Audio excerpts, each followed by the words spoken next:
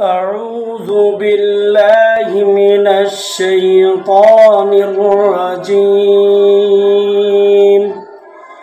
بسم الله الرحمن الرحيم.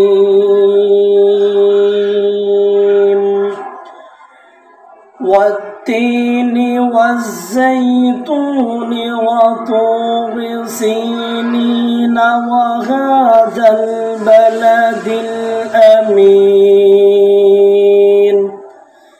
لقد خلقنا الإنسان في أحسن تقويم ثم رددناه أسفل سافلين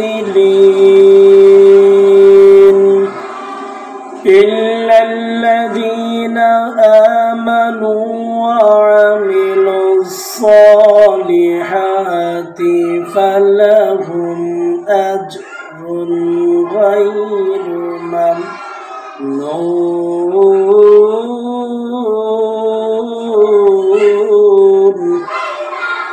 فما يكذبك بعد بالدين.